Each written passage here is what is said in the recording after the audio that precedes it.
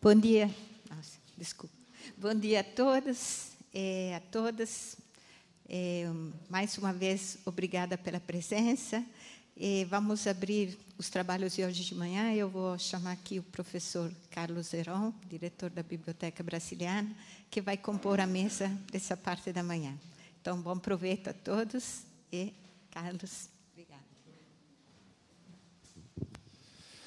Bom dia a todos. Queria agradecer mais uma vez a presença de todos vocês aqui. E, bom, antes de compor a mesa, talvez só dizer algumas poucas palavras de agradecimento aos organizadores desse evento, a professora Marina Massimi, a professora Marisa Midori da IAECTO, que infelizmente não pode estar aqui conosco porque coincidiu uma outra atividade dela, e o professor Plínio Martins Filho.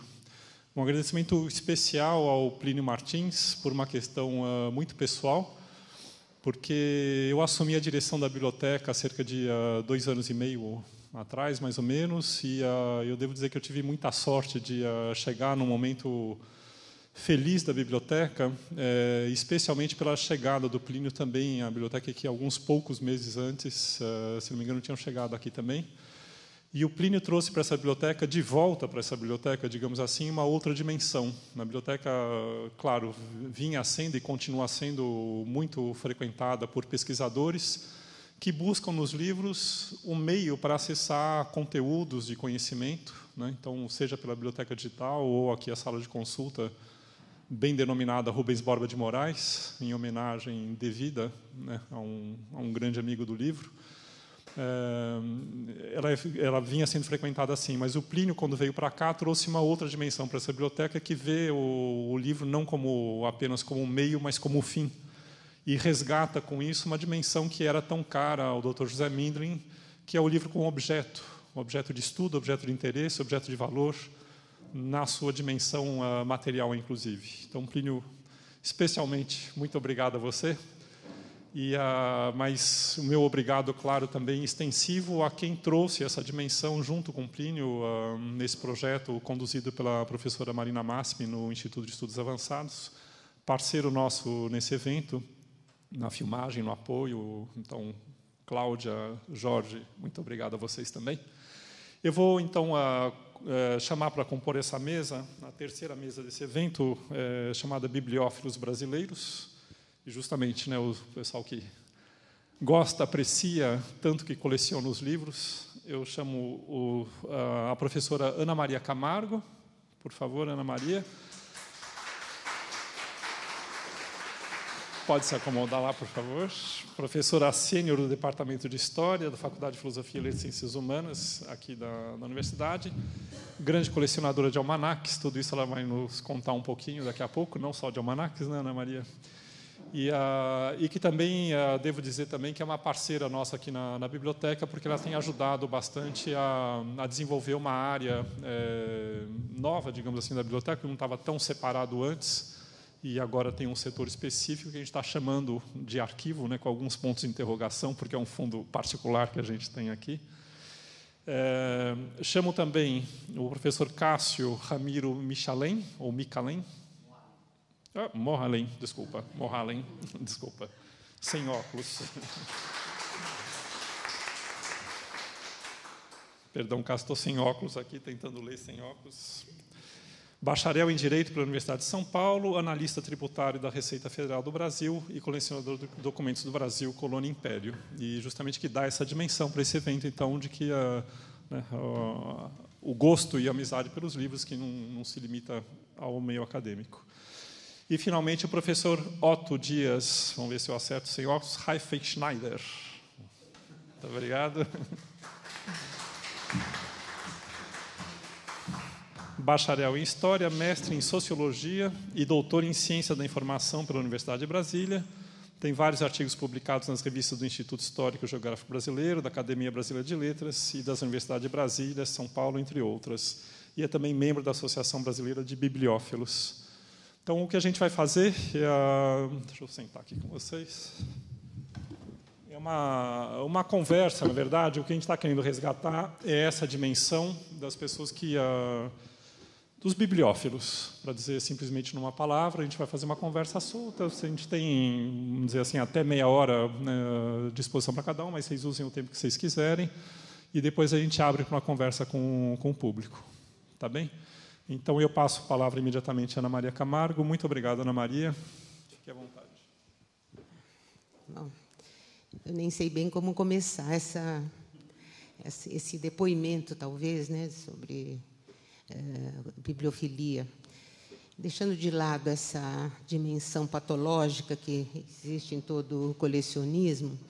Talvez eu pudesse falar um pouco dessa paixão, obsessão que nos toma, às vezes, né, em relação às coisas, a certos objetos, a certas publicações, e que depois resultam em coleções, muitas delas incompletas. Talvez a coleção completa seja a coisa mais desestimulante para nós, que, na medida em que o processo de colecionar é muito mais instigante do que o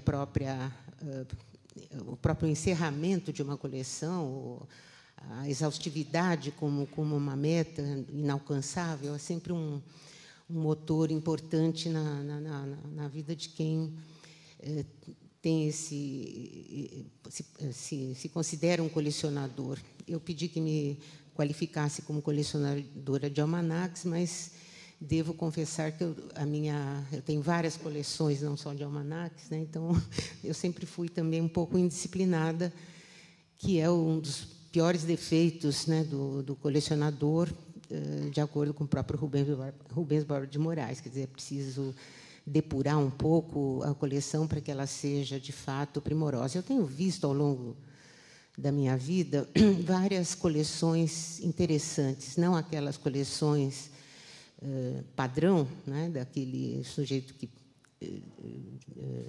tem recursos e pode comprar todos os viajantes, né? Então existe assim um clichê em relação aos colecionadores de livros, mas justamente daqueles que, sem ter recursos muito altos, né, financeiros, desenvolveram coleções primorosas. Um grande exemplo, né, de uma pessoa que eu conheci foi o João Falck Trinca, né? Ele colecionou Campinas, né, como conjunto e, apesar de sua condição de funcionário da ferrovia, ele conseguiu reunir coisas assim fantásticas, né? E depois doou tudo para o Centro de Memória da Unicamp.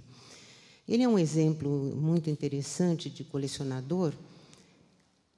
E, infelizmente, eu fui seduzida por ele, e a única coisa que ele não possuía era um almanaque que eu tinha, e acabei trocando com ele. Quer dizer, ainda cometi esse grande deslize dentro de uma coleção, que é trocar um exemplar que é único, né, por uma outra coisa. Então, ele me convenceu de que o melhor seria fazer essa troca.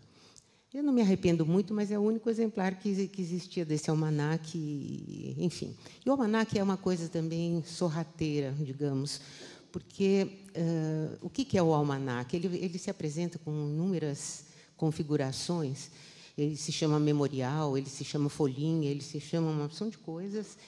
Álbum, muitas vezes, ele se confunde com outro tipo de publicação que eu passei também a colecionar. Quer dizer, essa coleção de almanaques, que era do meu pai, ela foi crescendo também, se expandindo para outras áreas, né? Que o almanaque de farmácia, por exemplo, era a última coisa que eu queria colecionar, e hoje eu sou uma das maiores colecionadoras também dos almanaques de farmácia, porque as pessoas me oferecem, eu acabo comprando e tendo, enfim, coleções completas do Capivarol, Elixir Xavier e outras coisas interessantes do nosso passado. Mas as polianteias, por exemplo, quer dizer, os álbuns que são feitos também com essa característica de marcação de data de um período muito específico, eles também se enquadram um pouco nessa categoria dos almanaques. Os almanaques eclesiásticos, que têm um nome em latim, né, Ordo Officii Divini, eu descobri que existiam esses almanaques também um pouco por acaso, e nunca pude completar a referência, porque a biblioteca do Mosteiro de São Bento fica dentro do claustro, e eu nunca podia entrar, né? Por ser mulher, nunca podia entrar na biblioteca. Pedia que levantassem esses almanaques todos, e eu não consegui nenhum retorno, não houve nenhum interesse na época em que eu estava fazendo esse levantamento. Então, eu passei a gostar também, não de ter só os exemplares, mas também de fazer a referência exaustiva. Isso eu aprendi um pouco com a impressão Régia, jamais tinha a pretensão de colecionar a impressão Régia, mas com Rubens Borba de Moraes, essa obsessão por relacionar tudo que saiu na impressão Régia, mesmo que em vários acervos do mundo, aquilo é tão instigante quanto ter materialmente uma coleção. A coleção de almanaques, por exemplo, ela também derivou para os almanaques anuais das revistas, o almanaque do Tico-Tico, por exemplo, do Tiquinho, de outras revistas infantis que fizeram época em São Paulo, no Brasil, né, que não havia, a Disney não tinha entrado ainda com todos os seus recursos, né, no país. Então, eu tenho essas coleções todas e tenho me emprestado essas coleções para várias pessoas interessadas. O meu interesse, na verdade, ele também se transformou num interesse totalmente desgovernado em função de uma especialidade minha, que seria dos arquivos. Em relação aos arquivos, eu comecei por dar assessoria e dar cursos sobre arquivos pessoais, comecei também a comprar coisas de arquivos pessoais que apareciam nas feirinhas. Hoje eu nem vou às feirinhas, as feirinhas vêm a mim todo fim de semana, eles deixam uma sacola na portaria do meu prédio, invariavelmente eu compro alguma coisa. Então, os meus fornecedores já sabem que eu gosto de diários íntimos, cadernetas de armazém, livro do bebê e outros tantos documentos assim, interessantíssimos que compuseram, em algum momento, o arquivo de pessoas que, no dia seguinte da sua morte, todo o seu diário íntimo, tudo vai para a feirinha. Então, é assim um pouco patética ter essa situação. Mas eu tenho muitas coisas que tiveram esse tipo de origem. Eu não sei se eu chamaria de coleção também, mas eu não paro de adquirir coisas desse tipo. Além dos livros, né, que já eram uma espécie de paixão. Eu sou herdeira de uma paixão, né? Eu sou meio atípica, mas nunca neguei também, nunca precisei me afirmar contra essa coisa que era do meu pai, né? Meu pai gostava dos livros, então eu herdei essa biblioteca, tripliquei a biblioteca do meu pai e conhecia, né, desde criança, as chamadas raridades, as coisas que ninguém tinha, só ele possuía, enfim. Então, foi assim um longo aprendizado em relação a esse gosto, né, por completar determinadas coleções, por ter esses exemplares todos, e sem muito tempo para cuidar deles, como talvez eu devesse cuidar. Então, era esse depoimento que eu queria dar para vocês. Quer dizer, eu não posso me considerar uma grande colecionadora, uma grande bibliófila. Eu gosto dos livros, conheço bastante coisa dos livros, mas não tenho a assiduidade, né, que talvez eu devesse ter para poder realmente formar uma ou várias coleções dignas desse nome. Então, é isso. Obrigado, Ana Maria.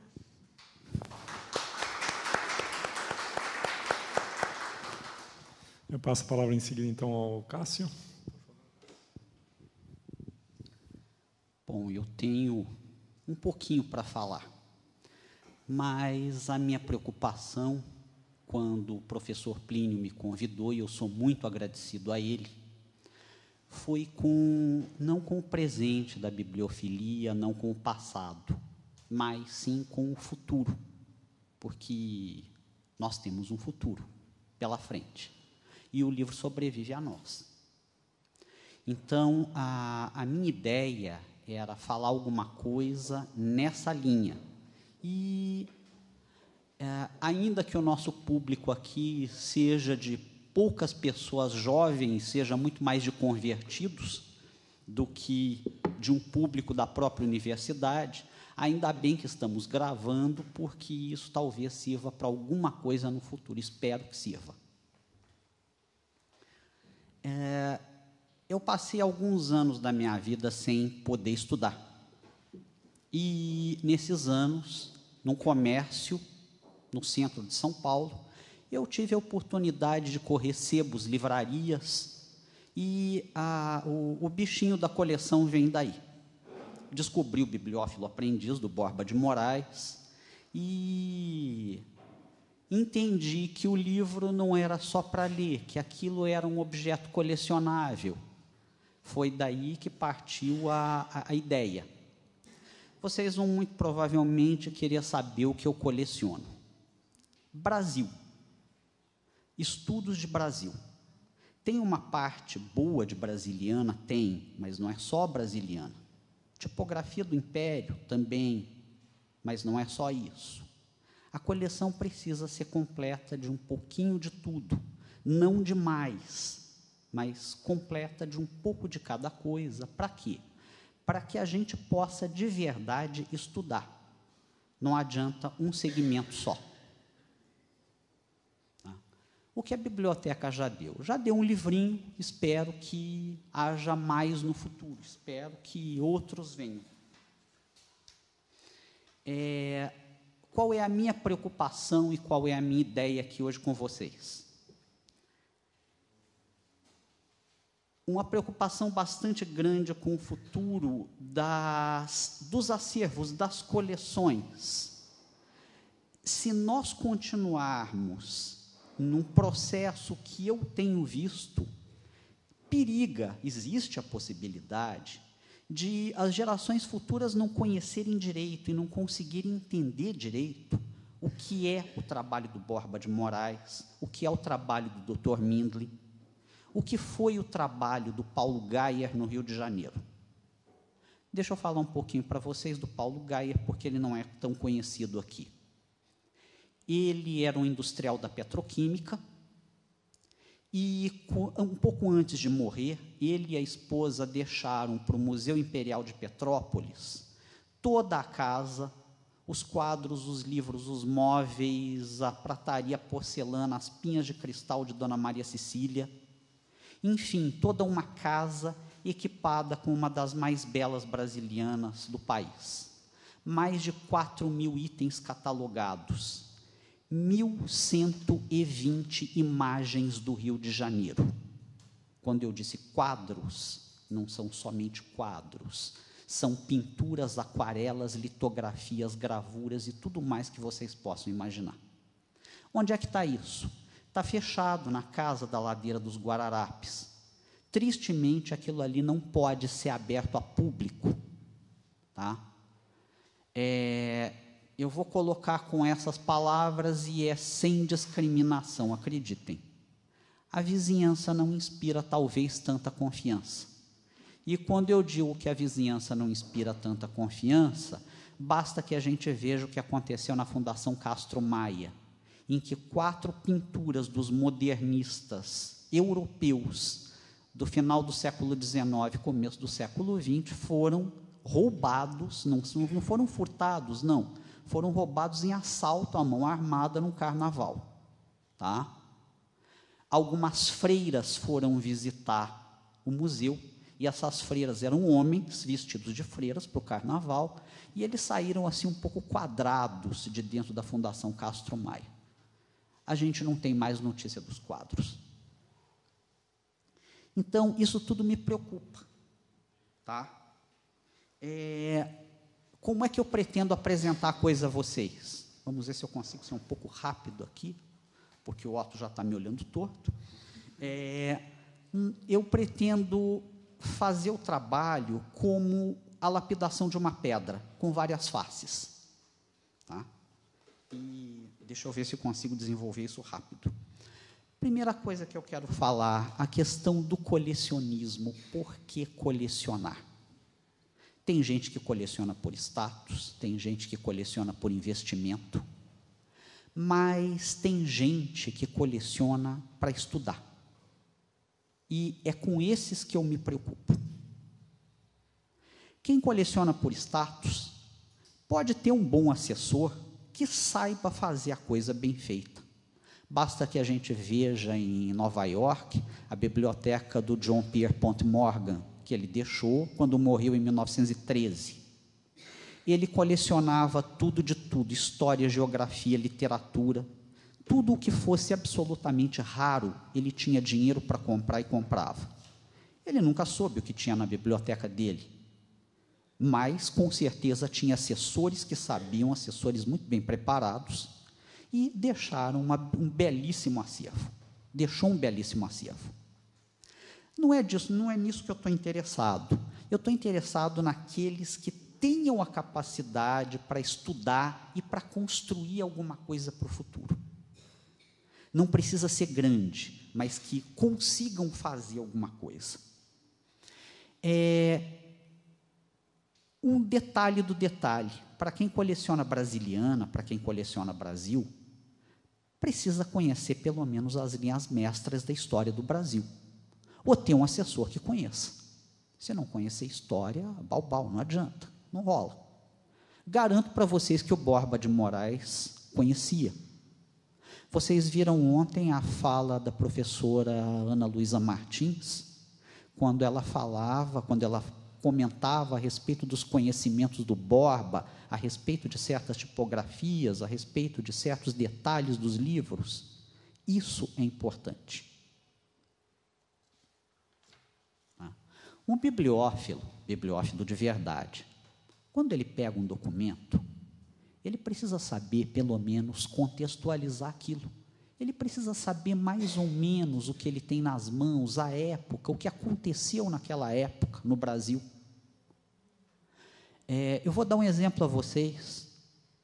O documento é um empréstimo, um documento manuscrito é um empréstimo para a compra de uma escrava. E já está embutida no próprio documento a compra da escrava.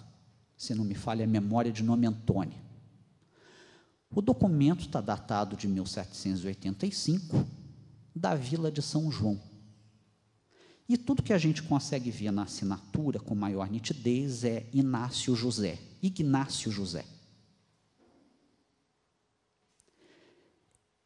É preciso desconfiar, é preciso ir ao catálogo do Museu da Inconfidência, é preciso comparar a assinatura e descobrir que é do Inácio José de Alvarenga Peixoto. Enquanto que os concorrentes talvez não saibam disso. E é preciso dar lances e comprar o documento no leilão. A maior parte dos livros hoje, dos documentos, a grande fonte que nós temos hoje ainda para a bibliofilia, são os leilões. Além disso, quem escreve, quem estuda de verdade, precisa ter um pequeno acervo. Não precisa ser de livros raros ou raríssimos, mas é necessário fazer uma pequena coleção. Senão o camarada não tem como estudar. Ele não reúne o material essencial, ele não reúne as fontes necessárias, ele não interpreta devidamente as fontes necessárias, ele acha que está tudo no Google. E começa muitas vezes até a inventar o que não existe. Exemplo, em um determinado livro, alguém escreveu que o Debré foi para o sul do país, acompanhando Dom Pedro I na viagem que ele fez para a Guerra Cisplatina. Gente, espera aí. Dom Pedro I, resolvendo um problema territorial da maior importância para o país, no final de 1826, começo de 1827, que era a Guerra Cisplatina. Ele vai esperar pelo Debré, parando de cidade em cidade, de vila em vila, fazendo croquis daqueles lugares? Estranho, esquisito. É um negócio meio estranho. E por aí vai. Dizia o historiador paulista, o Tito Lívio Ferreira, que quando o camarada não conhece história, e veja, todos nós estamos sujeitos a erros. Errar é humano, eu não estou falando disso, tá? Mas quando o camarada não conhece história, dizia o Tito Livio, ele se agarra às boias da lenda e solta as velas da imaginação pelos mares da fantasia. Vamos falar um pouquinho do antigo, e do antigo que eu vou falar para vocês é de 30 anos atrás.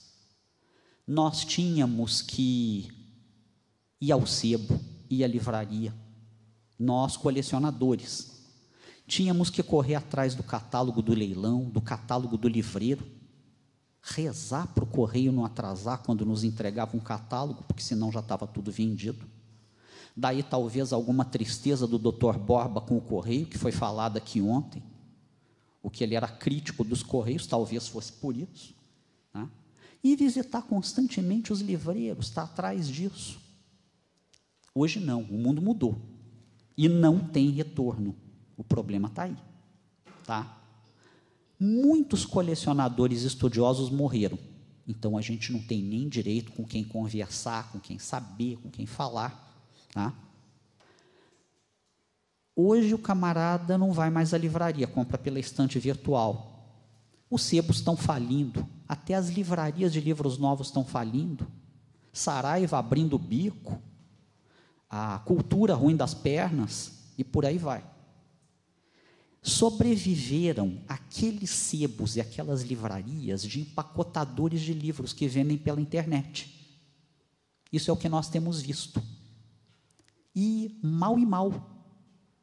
Ou seja, em plena era da tecnologia, o que nós estamos perdendo com isso? Porque há uma perda, há um ganho de tecnologia muito grande.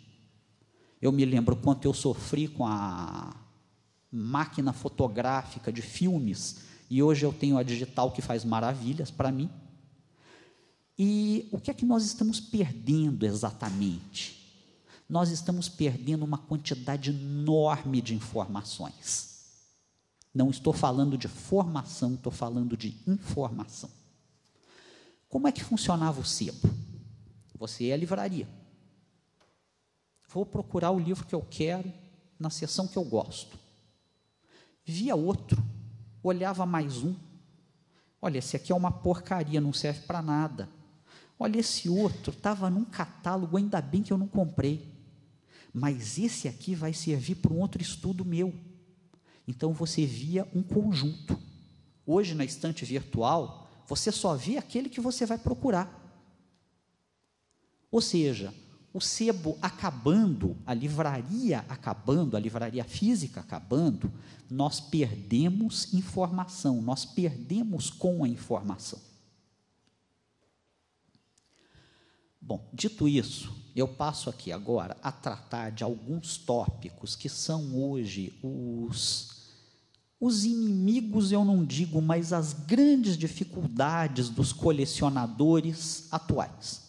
Nós temos dificuldades? Temos. E posso dizer sim inimigos, por que é que não? Tá? Temos concorrentes, eu vou começar por eles. Depois da Segunda Grande Guerra, os nossos queridos irmãos do Norte, os norte-americanos, chegaram a montar um escritório no Rio de Janeiro para compra de livros raros brasileiros. Felizmente, esse escritório fechou. Felizmente, nós temos leis que proíbem a saída do livro raro do país. O Decreto-Lei 25 de 1937, que criou o patrimônio histórico, ele já proibia a saída dos livros tombados. Veio depois o Decreto 4845 de 65, do Marechal Castelo Branco, que proibia a saída das obras de arte estrangeiras ou brasileiras, mas que tivessem sido incorporadas de alguma forma à história do Brasil e ao Brasil, até o final do período do Império. Veio a Lei 5471 de 68, citada ontem, comentada ontem pelo professor Agenor, que proíbe a saída dos livros raros do Brasil, final do período do Império, também proíbe a saída de alguns periódicos, se não me falha a memória, periódicos até 1958, ou seja, já pega uma boa parte do período republicano. Não sei exatamente qual foi a intenção do legislador quando ele falava em 10 anos, mas a interpretação que o patrimônio histórico deu a isso foi 10 anos para trás da data da lei, portanto, 1958. Talvez tivesse sido mal escrito, eu não sei qual era exatamente a intenção do legislador. Além dos concorrentes que nós temos de fora, e acreditem, esses concorrentes de fora não deixaram de levar livros para fora do Brasil. Não sejamos ingênuos. Nós temos as leis, precisa ver se elas são respeitadas. Eu vou falar também um pouquinho dos protegidos. Antes de eu falar dos protegidos, já que eu vou mencionar um livro e um autor, eu vou fazer uma ressalva. A César o que é de César. O camarada que eu vou mencionar fez um trabalho maravilhoso, fantástico, sensacional, top de linha, o melhor possível e imaginável. Então, quando eu me refiro a ele como exemplo, eu não tenho a intenção de falar mal dele ou do trabalho dele, pelo contrário, é um trabalho memorável. Veio para o Brasil, na década de 50, um norte-americano de nome Stanley Steiner. Veio para estudar o café no Brasil. A ideia dele não era estudar tudo, mas sim por amostragem. Então ele escolheu a cidade de Vassouras. Teve todas as portas do Brasil abertas. Quando eu digo Brasil, eu estou falando Rio de Janeiro e a região de cafeicultura de Vassouras, ou seja, aqueles cafeicultores que ainda guardavam nas suas fazendas bibliotecas, livros raros, que hoje muitas vezes a gente vê nos leilões. Ele teve portas abertas pelo Carlos Lacerda, para que pudesse fazer consultas a tudo isso. O livro, que tinha o nome em inglês Vassouras, uma cidade brasileira do café, Vassouras, a Brazilian Coffee Country, ele estudou Vassouras de 1850 a 1900. Mas é claro que ele pegou os primórdios do café desde 1820. A bibliografia desse livro é algo memorável, invejável. Eu fico bobo de ver o que o cara consultou. Tem coisas lá que eu tenho, mas poucas. Tem muitas que eu tive. 2 delas eu tive oportunidade, um estava muito ruim, eu não quis, o outro realmente eu marquei bobeira, como a gente costuma dizer, e muito do que está ali eu nunca vi. É impressionante. Então, vendo essas situações de portas abertas para o gringo, que nós brasileiros muitas vezes não temos, que nós temos que dar graças a todos os deuses do Olimpo de existir uma biblioteca Mindlin à disposição do público e com muita coisa digitalizada. Se nós não tivéssemos isso aqui, nós dependeríamos de quem? Tem alguém aqui que tem apoio de algum político para fazer as suas pesquisas? Acho que não, né? Bom, um comentário rápido, que eu vou retomar lá na frente. Países mais desenvolvidos costumam valorizar muito a cultura, não só pela própria cultura, mas porque isso dá muito dinheiro. E eu não estou exagerando, dá dinheiro mesmo. Me lembro de um desenho animado que eu vi não faz muito tempo. O camarada, num desenho animado, ele consegue reunir todo o folclore do século XIX, do começo ao fim do século XIX, da região do rio Mississippi. impressionante isso. Vocês podem dizer, Cássio, você não gosta de gringo, é verdade, mas eu morro de inveja. E não tenho vergonha nenhuma de dizer isso. Eu morro de inveja desse alavancamento deles, dessa capacidade que eles têm de produzir.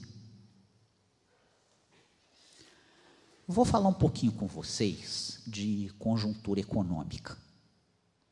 É um assunto triste, é um assunto meio azedo, mas ainda nessa esteira das dificuldades dos bibliófilos. Os ricos da República Velha, alguns deles incentivaram muito o estudo da história. História totalmente distorcida. O paulista precisava explicar porque ele ascendeu à presidência da República. E ele tentava justificar isso com a ascendência do herói bandeirante. O mineiro, da mesma forma, tentava justificar com a Inconfidência Mineira. Eu sou descendente do herói inconfidente. Histórias totalmente distorcidas. O que se fez na República Velha é um crime com a história. De qualquer forma, nós precisamos respeitar e estudar. E contradizer devidamente, no momento certo. Bom, houve o tempo em que os ricos estudavam história. Hoje, eles não estudam mais. Eles não têm tempo, precisam viajar pelo mundo, precisam gastar dinheiro. Tem gente gastando fortunas na Harrods de Londres, né? Como uma reportagem não muito distante dos nossos dias aqui. Pobres no Brasil têm dificuldades enormes para estudar. Não tem dinheiro para a faculdade, não tem dinheiro para o livro. E muitas vezes fazem a faculdade como alavancamento para o mercado de trabalho. Então, quem é que estuda no Brasil? Classe média. E boa parte dessa classe média é composta de funcionários públicos. Aqui eu tenho uma ressalva para fazer. Não estou advogando em causa própria. Tudo que vier pela frente pode até me prejudicar, mas não vai me pegar de cheio, como pegará com certeza os novos funcionários públicos, se é que eles existirão. E isso me preocupa. Se vocês pegarem a nossa história, Machado de Assis trabalhou na imprensa nacional, Carlos Drummond de Andrade foi funcionário público de carreira, trabalhou para o patrimônio histórico, com o Lúcio Costa, com o Rodrigo Melo Franco de Andrade, o fundador do patrimônio histórico, com tremenda coragem. Muita coisa foi feita por funcionários públicos. O Mário de Andrade, que foi até mencionado aqui ontem, ele ajudou a compor, junto com o Paulo Duarte, todo o esboço da lei de formação do patrimônio histórico no Brasil. É claro que precisou passar pelo crivo do Gustavo Capanema, pela política, para que aquilo fosse aprovado. Não dava para aprovar do jeito que o Mário queria, a ferro e fogo. Era preciso dar uma contornada, uma melhorada na coisa, para não avançar tanto sobre os particulares como o Mário queria.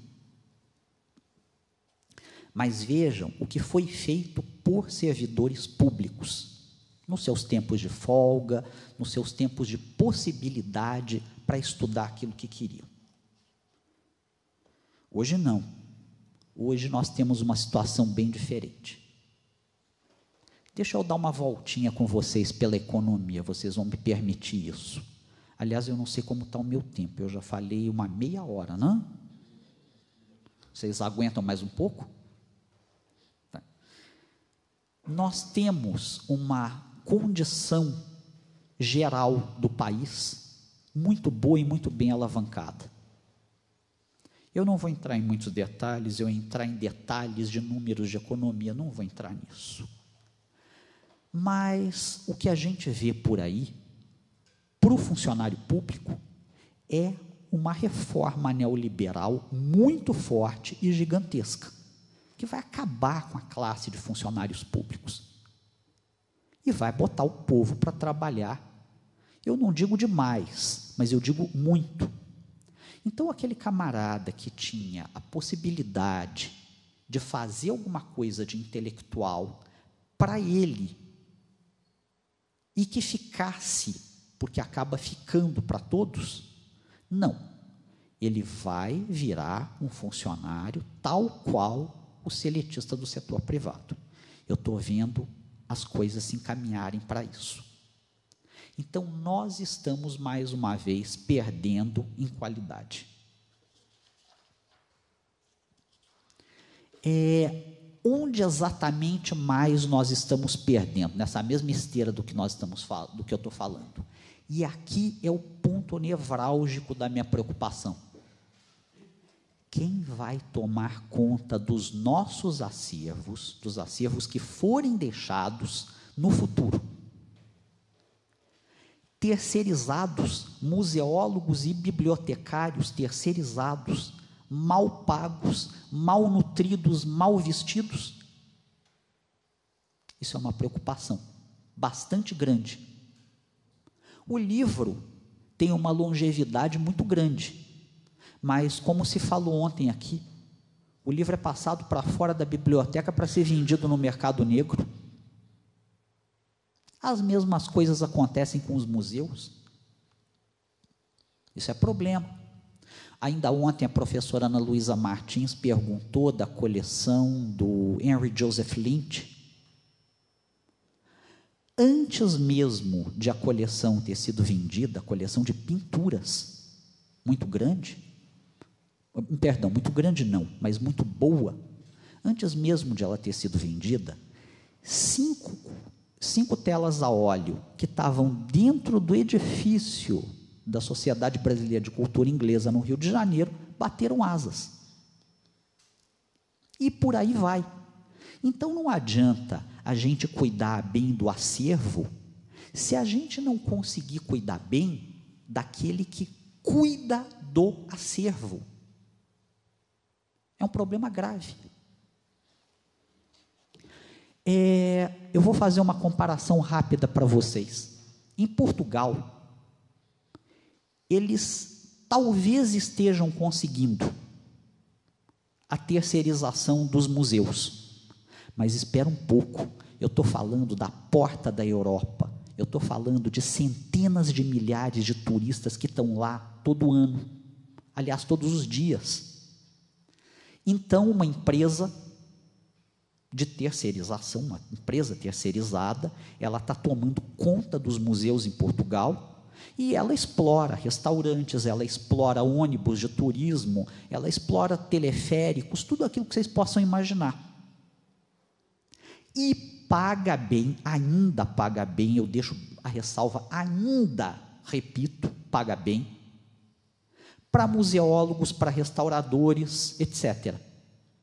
Uma amiga me contou, olha, vamos ter um curso aqui em Portugal de museologia voltado para a mitologia greco-romana nas pinturas de paredes e de tetos dos palácios de Portugal.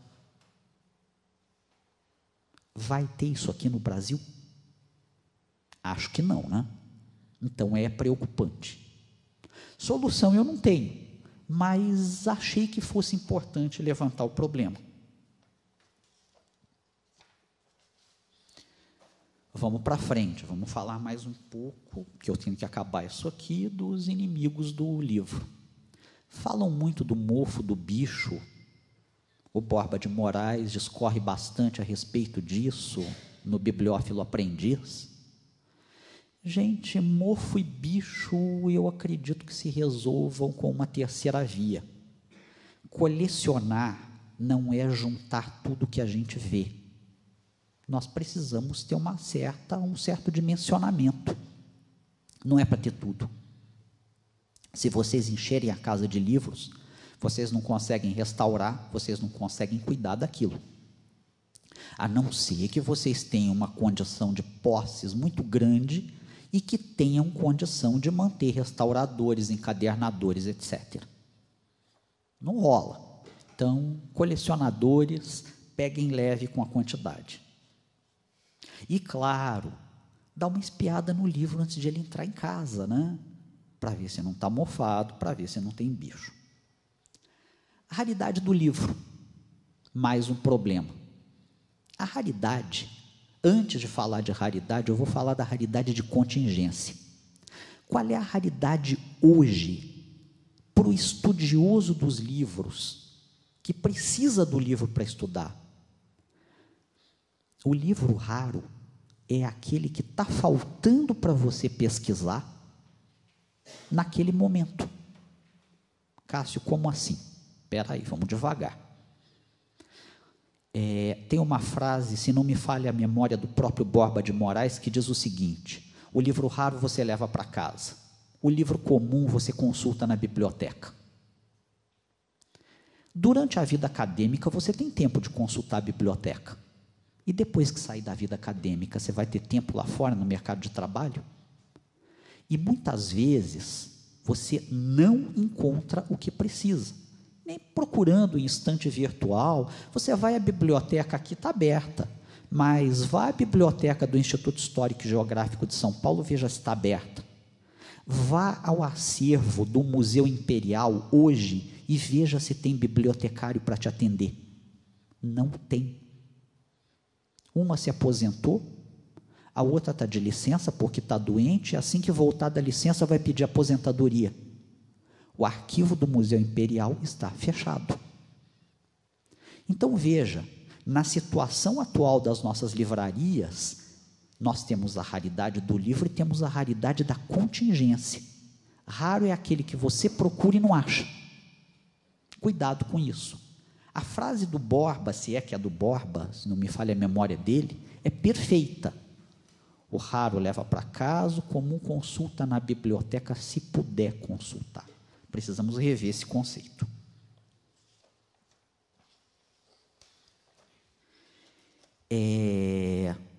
Livro raro. O livro raro é raro porque é famoso. Se não for famoso, ninguém conhece, talvez não seja tão raro assim. E porque ele teve algum problema na existência dele. Ele foi perseguido, como é o caso do Antonil. Ele sofreu um acidente, como foi a queima da oficina do Johannes Bleu, que produziu o grande Barléu. Ou foram feitos pouquíssimos exemplares que a gente não encontra de jeito nenhum, em lugar nenhum. Isso também torna o livro raro. Existem livros para os quais, se você estalar o dedo para o mercado e disser, eu pago, o mercado traz para você. Tem outros folhetinhos que você pode oferecer o quanto quiser. A não ser que você tenha uma sorte enorme na vida, você não vai conseguir. Não encontra, não tem, não existe. Livreiros e leilões. O que é que eu posso falar de livreiros e leilões para vocês? No Brasil tem livreiros honestos, tem livreiros desonestos e tem livreiros desonestíssimos. É sempre aquele bom senso, tá? É preciso ter bom senso para negociar com todos, não brigar com ninguém e, na medida do possível, procurar se afastar daqueles que são desonestos. Não vou falar mais do que isso. Leilões. O Borba de Moraes dizia o seguinte, olha, isso ele fazia. Muitas vezes na Europa, quando havia leilões de livros, ele tentava fazer uma negociação de bastidores. Gente, no Brasil isso não rola. Os nossos livreiros, os nossos organizadores de leilões não conhecem livros. E vocês não podem dizer para eles aquilo que vocês conhecem e que eles não conhecem. Eles tripudiam em cima de vocês.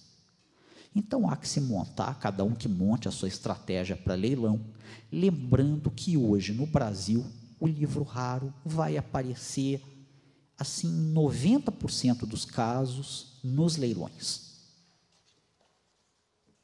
Nada impede que vocês encontrem uma raridade em alguma livraria por aí. Isso existe. Encadernadores. Eu, muito particularmente, não gosto de encadernadores. eu tenho evitado ao máximo, o que eu faço? Livros, como esse aqui, que é do começo do século XVIII, quando eu pego o livro, que eu faço? A capa, se a capa estiver perfeita, é claro que eu vou manter a capa original. Se a capa não estiver perfeita, uma capa colada de papel de algodão e uma sobrecapa também com papel neutro, papel não ácido, para não estragar o livro. É o que dá para fazer. Quando é um folheto, como esse aqui, uma costurinha japonesa e um papel neutro é o que eu tenho feito para evitar ao máximo os encadernadores. Não que eu não goste do serviço de encadernação, mas o encadernador simplesmente destrói o livro. Especialmente no Brasil, que o camarada não consegue entender a dimensão do que está dentro. Tem muita gente que acha que a arte dele na encadernação é mais importante do que o livro. Eu tenho lá a primeira edição da História do Brasil, do Varnhagen, 1854 e 1857, os 2 volumes, encadernados juntos numa encadernação francesa maravilhosa, cortes dourados, uma encadernação primorosa, linda, maravilhosa. Se você tentar abrir o livro, racha a lombada no meio. O que é que adianta? É o tipo do livro que foi feito para enfeitar a estante, dar uma consultadinha, alguma coisa. Não tem jeito. Bom, estamos acabando aqui. Vou falar de mais 2 detalhes que são, assim, bastante pesados, mas que não podem deixar de ser falados no meu modo de entender. Quando um colecionador convida alguém para ir à casa dele, especialmente nos dias de hoje, precisa tomar um pouco de cuidado com quem coloca dentro de casa. Existe, e eu digo isso com conhecimento de causa, uma certa marcação cerrada com os particulares no Brasil, com colecionadores de um modo geral. Eu não estou falando só de livros, eu estou falando de arte. Então, nós temos que tomar cuidado com certas pessoas que possam ser carreiristas e que possam querer tripudiar sobre as nossas coleções. Eu, por mais ostra na concha que eu seja, eu não tenho convidado gente para ir à minha casa, não tenho emprestado para exposições, mas tem uma coisa que eu faço. Se eu souber de alguém que esteja fazendo um trabalho e que eu possa ajudar, eu ajudo. Não precisa ir lá. Eu ajudo. Eu consigo ajudar a pessoa. É a minha contribuição, é o que eu consigo fazer. E nessa mesma linha de carreiristas, nós temos hoje um inimigo do livro muito forte aí fora. Ladrões de livros. Ladrões de livros já tripudiaram sobre os acervos públicos, especialmente os mal protegidos. Um dia eles poderão chegar à nossa casa. Isso preocupa. Tá? E depois de o Instituto Biológico de São Paulo ter sido assaltado à mão armada para um roubo de livros raros, a gente pode esperar tudo de tudo.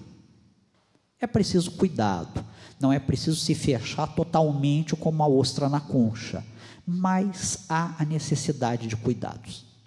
Era o que eu podia falar para vocês de bibliofilia, e eu espero que, de alguma forma, o que eu falei seja útil para vocês aqui e para quem assistir ao vídeo futuramente.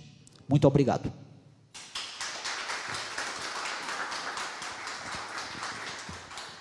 Muito obrigado, Cássio. Passo a palavra, então, ao Otto, por favor. Bom dia. Acho que eu vou mudar um pouquinho o meu roteiro aqui, hoje de manhã, e vou fazer alguns contrapontos à sua fala, para a gente abrir a conversa também. Vontade, claro. Mas eu estou com algo aqui. Obrigado. Bom, aqui na mesa somos todos colecionadores, né? E pelo menos um aspecto a gente tem em comum. Todos nós colecionamos, pesquisamos, publicamos, tem esse uso para a coleção, né? Agora, essas grandes coleções, acho que com exceção do Rubens Borba de Moraes, o Mindlin, o próprio Paulo Gaier, né? Sim. Eles eram esse perfil de colecionador que eu acho que é o perfil mais conhecido, né? Da pessoa de posses que coleciona o livro pela raridade, pela beleza. E assim, precisa desmistificar essa coisa da coleção, né?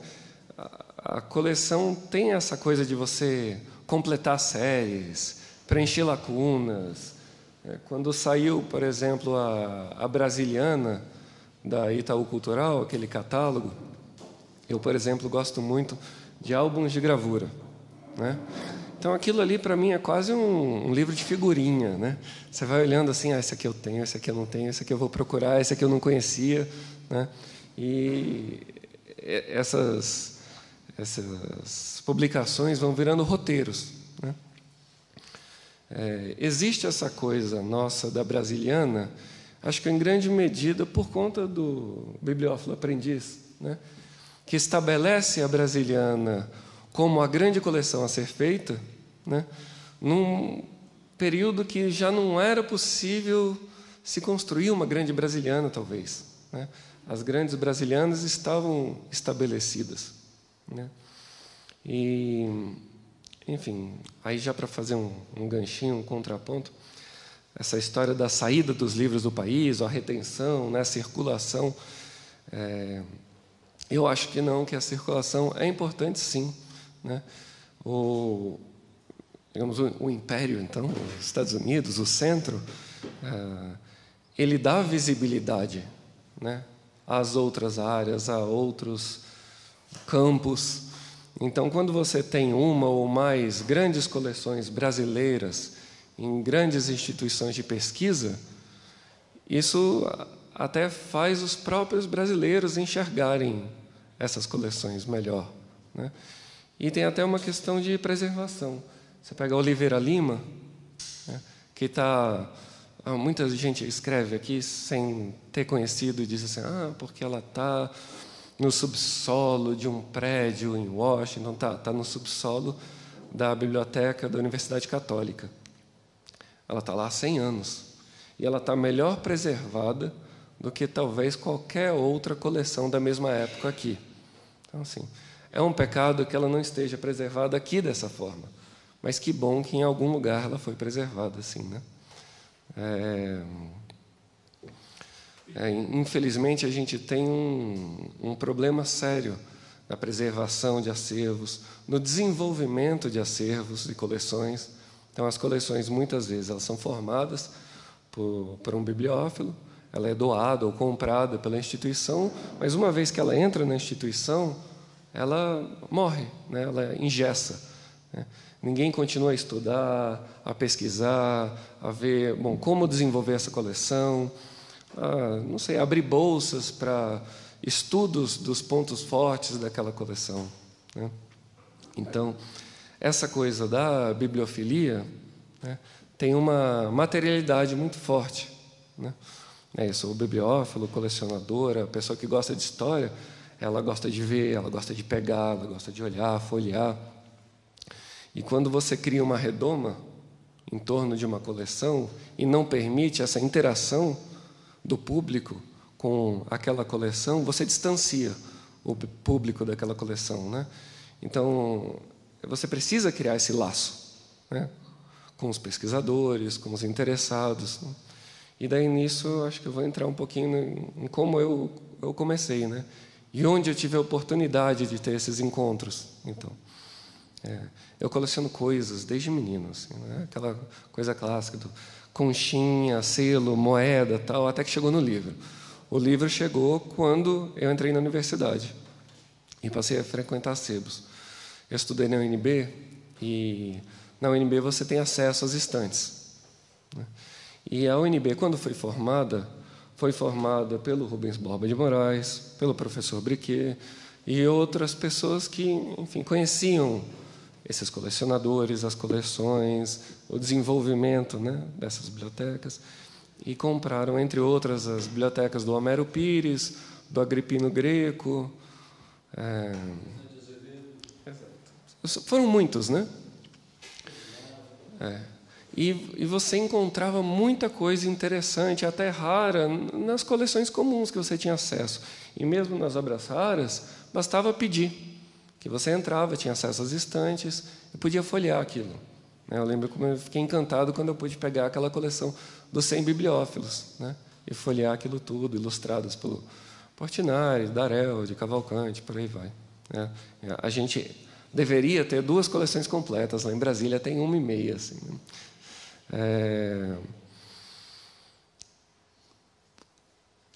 né? Tem esse aspecto, né, assim, que você tem que ter acesso à coisa.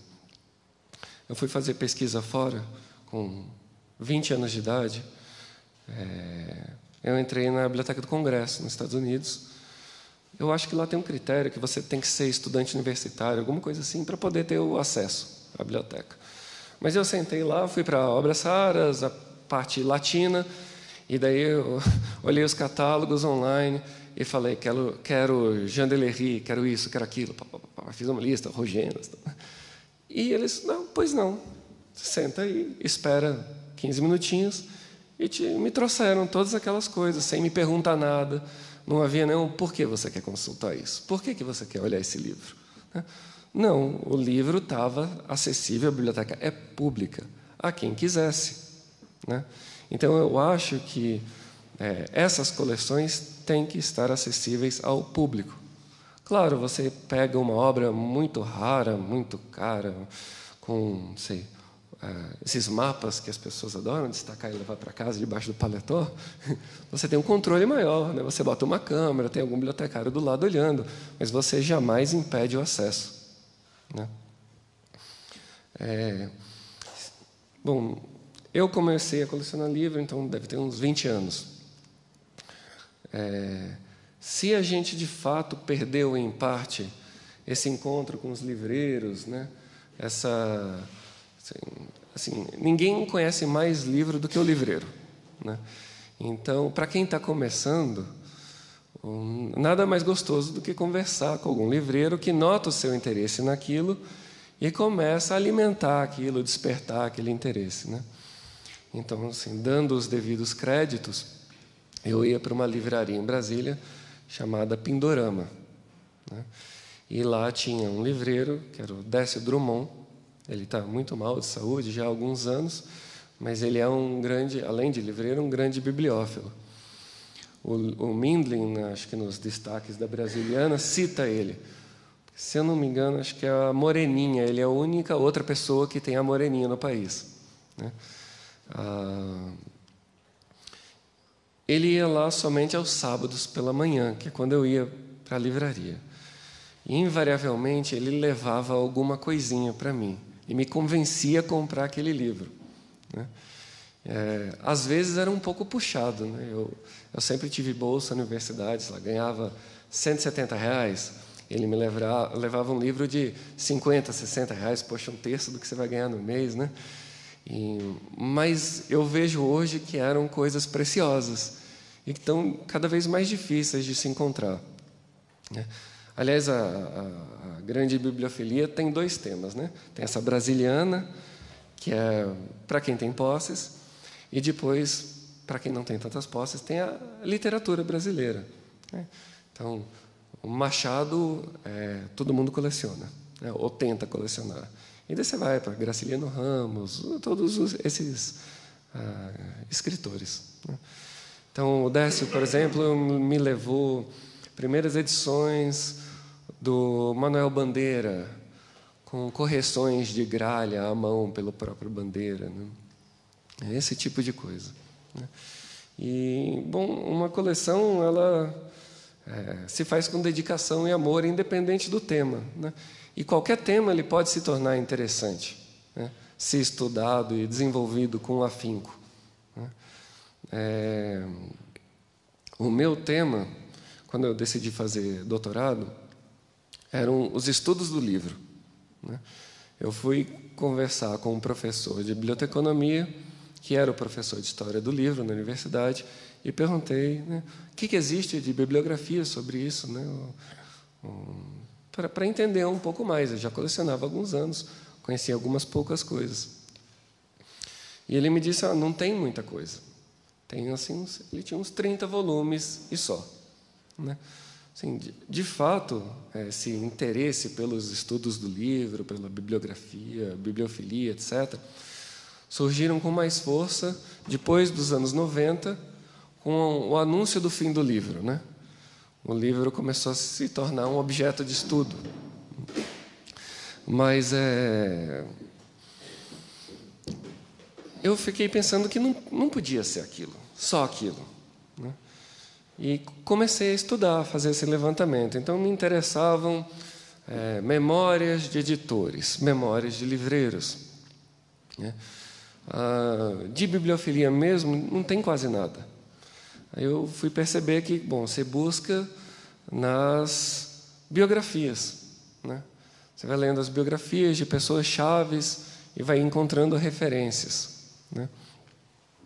Tem uma coisa na bibliofilia que ela não tem essa coisa do colecionador de arte, né? A arte é para ser exposta, é para ser mostrada, o colecionador aparece, né? Circula nos museus, nos centros culturais. A bibliofilia é quase que você se sente assim, sentando aqui dizendo, meu nome é Otto, eu sou bibliófilo, como se estivesse numa reunião de AA, né? Então, a gente tem que... Claro, existem ladrões, né? Existem os avarentos, existe tudo isso. Mas existe o outro lado também, né? Uma das pessoas que eu consultei, na época, quando eu estava fazendo esse levantamento bibliográfico, foi um livreiro em Brasília que eu gosto muito, que chama Jorge Brito. O Jorge não se diz colecionador, só que ele tem uma cearense de mais de 6.000 volumes em casa, né? E está começando uma brasiliense também, de Brasília mesmo. Ele era sócio desse Décio na Pindorama, e depois abriu um outro sebo, né? Esse sebo ficava numa cidade periférica, né, em Taguatinga, em Brasília. Eu ia lá, ele olhava para mim assim, menino, e falava, você que gosta das porcarias, né? Elas estão ali naquele canto ali. Tudo que era velho estava num cantinho jogado, né? E eu ia lá olhar as porcarias velhas, ver o que eu encontrava. Eu fui na casa do Jorge, quando comecei essa pesquisa, e revirei os livros dele. Separei em cima da mesa quase 30 volumes, que eu falei, se você puder deixar eu consultar, ou quem sabe você não me vende esses livros, tal. Ele botou tudo numa sacola e me deu. Ele falou, não, é seu, é para você, né? Você está fazendo essa pesquisa é interessante, me interessa também, você pode levar esses livros, né? E essa generosidade eu encontrei muitas vezes, né? Eu encontrei o oposto também, claro, né? Eu faço parte de 2 confrarias, eu não vou especificar qual, né? Mas a pessoa que coordena uma delas, quando eu comecei a pesquisa, eu falei, ótimo, eu já tenho o lugar para a entrada nesse mundo, porque ele tinha quase 300 subscritores. E pedi a ele que enviasse uma carta ou um memorando, eu pagaria, que entrasse em contato, nada. Não só ele jamais fez isso, né? Jamais me deu qualquer auxílio, como nunca me deixou entrar na biblioteca dele, né? Já tendo ido lá em casa umas 3 vezes, né? Então, assim, existem essas coisas todas, mas isso existe em qualquer coisa humana, né? É assim que funciona, né? Às vezes eu penso assim, quem está em São Paulo, e talvez no Rio de Janeiro, fique com essa coisa de, poxa, acabaram vários sebos, acabaram as livrarias. Com as livrarias, aliás, eu concordo, mas com os sebos, não. Porque se aqui você tinha todo esse acesso, se você está na periferia, né? Fora do centro. E fora do centro significa não estar em São Paulo ou no Rio. Se você está no Nordeste, no Sul, em Brasília, você não tem esse mesmo acesso aos livros, né? Então, o surgimento de uma estante virtual foi uma maravilha, né? O surgimento dos leilões online, dos sebos online, deram acesso a qualquer um no território brasileiro e fora, né, a esses livros, a essas buscas, a esses encontros, né? Teve aí um período áureo que acabou, que é quando os livreiros começaram a entrar online, só que os bibliófilos ainda não tinham feito esse movimento, na sua maior parte. Então, você encontrava preciosidades 1000 à venda online a preço de banana. Isso acabou, né? Mas isso tudo que está acontecendo vai, na verdade, estruturando um mercado, né? Vai desmistificando muita coisa também, né? Às vezes você achava que determinado livro lá de um modernista era raríssimo. Passados 5 anos, você entra no Mercado Livre, na estante virtual, e encontra 5, 10 volumes do mesmo livro, né? Acabou a lenda, não é raríssimo, é fácil de encontrar, né? A gente tem acesso a essas coleções digitais, né, que é o que está sendo feito aqui na Brasiliana, que tem um projeto fantástico da Biblioteca Nacional, que é a Hemeroteca Digital, né? Então, assim, eu tenho uma galeria de arte em Brasília. Então, você vê que os usos que você pode fazer da Hemeroteca Digital. Eu consegui uma litografia do Di Cavalcanti, dos anos 70.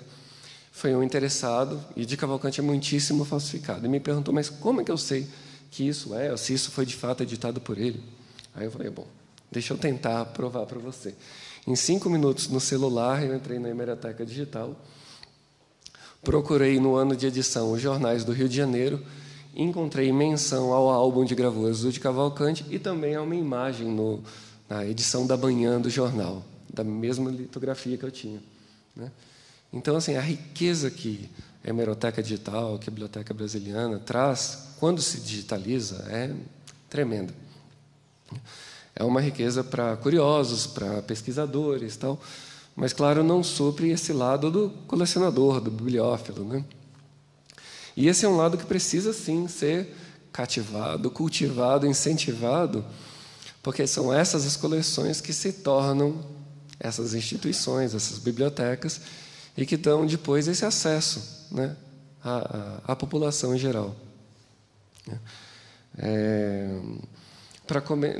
Eu lembro que você comentou aquela coisa do bibliófilo pesquisador, que é no nosso caso, né, que tem interesse de desenvolver alguma área, tal, versus o meramente colecionador, né? O Paulo Gayer, que você mencionou, que tem, de fato, uma coleção fantástica e que a gente também não tem acesso, né? Ele tinha um assistente, né? Ele era o ricaço que colecionava, não era o grande entendedor. O grande entendedor era o Paulo Berger. Meu grande amigo. Colecionador também, que, aliás, ficava com o rebotalho do Gayer, né? Que devia ser maravilhoso. Não sei disso, não. Bom, o que aconteceu com as coisas do Paulo Berger, né? Elas foram leiloadas, né? Não, foram para Cosmos, a dona Margarete vendeu. Então, boa, mas uma parte, olha, até a plaquinha dele, que tinha na frente da casa, com o nome dele, foi leiloada. Muita coisa ali foi desfeita. Leilão de objetos do apartamento. Leilão de objetos do apartamento e de alguns documentos e parte da biblioteca. Mas, enfim, não, a gente não tem que também engessar as coleções todas, né? Se você engessa as coleções, mata o mercado, o colecionador fica sem o que colecionar, não pode, né? As coleções, elas têm que circular. É interessante, por exemplo, quando uma grande coleção vem ao mercado, que você faça um catálogo dela. Pronto. Aí sim, você tem um registro daquilo, uma história daquilo, você consegue mapear a coleção, estudar, e ela ainda vai e incentiva, né, os outros colecionadores. Está sendo leiloada agora uma grande coleção em São Paulo. Foi só a primeira parte do leilão, que era de um professor de economia da UNB, que tinha sido professor aqui na USP, o Maurício Barata. Ele tinha uma coleção pequena, sim, relativamente pequena, só 3, 4 mil volumes, porém preciosa, de literatura brasileira. A gente está acompanhando isso com muita curiosidade, né? Os movimentos do mercado, os alavancamentos dos preços, né? Então, existe um pouco de tudo nesse mercado. Mas ele só existe, enfim, com os livreiros, com os colecionadores, com os pesquisadores, as bibliotecas públicas, isso tudo, né? Deixa eu ver. Eu não sei, eu acho que ao invés de eu ficar falando da minha coleção especificamente, não sei que alguém queira me perguntar algo, acho que talvez fosse interessante abrir aqui para conversa entre nós três e ao público, para que vocês nos perguntassem o que vocês têm mais interesse em saber, ou quais são as curiosidades, ou quais os questionamentos, né? Muito obrigado, Otto. Vou passar o microfone para a Ana Maria, que pediu para se manifestar, depois eu... Uma coisa que me chamou a atenção na fala do Cássio, e que, de certo modo, também foi tocada pelo Otto, é a questão da legislação que nós temos no país, que impede a exportação, né, daqueles chamados bens culturais, etc. Isso tudo foi muito estudado em outros países, né? O que seria o mais adequado como política de preservação do patrimônio histórico brasileiro em todos os sentidos, né? Então, essa legislação que apenas proíbe, ela foi absolutamente condenada por experiências outras, né? Então, na França, por exemplo, que sempre teve uma legislação muito rígida em relação à venda de documentos e de obras escritas, né, publicadas, chegou à conclusão que o mais adequado seria desenvolver o direito de preempção, que nós temos até no nosso direito, mas que nunca é, na verdade, praticado, que é o de você poder ter uma venda pública das coisas, se não uma venda clandestina, porque as coisas saem clandestinamente, como você mesmo colocou, e teria, enfim, a instituição colecionadora por excelência, uma biblioteca nacional, se ela tivesse realmente esse interesse, né, ou uma biblioteca brasileira como a nossa aqui, de arrematar num leilão público pelo último valor e esse direito de ficar com a obra pelo preço último, né, do último lance, sem prejudicar esse eventual descaminho que a obra teve ao longo do tempo. Isso acontece com os documentos de arquivo, quer dizer, o documento, eu nunca me esqueço de um leilão há muitos anos em São Paulo, leilão que teve a infelicidade de se chamar primeiro leilão da Memória Nacional, chamou a atenção, como assim, né? A Memória Nacional vai ser leiloada? Bom, havia uma série de documentos impressos e manuscritos, datilografados alguns, e eles ficaram expostos no Maxud Hotel, que era um hotel recém-inaugurado, era uma venda pública, então essas coisas ficaram expostas alguns dias antes do leilão. E aí o que houve? Havia entre as peças, havia, por exemplo, uma ata do Conselho Provincial anterior ao Conselho da Província, a Assembleia Provincial, assinada pelo Feijó, portanto, tinha sido arrancada de um livro de atas, estava sendo vendida pelo pelo autógrafo do Feijó, e aquilo nitidamente configurava algo que não deveria ter saído, né, da Assembleia Legislativa, e saiu, né, estava na mão de particular.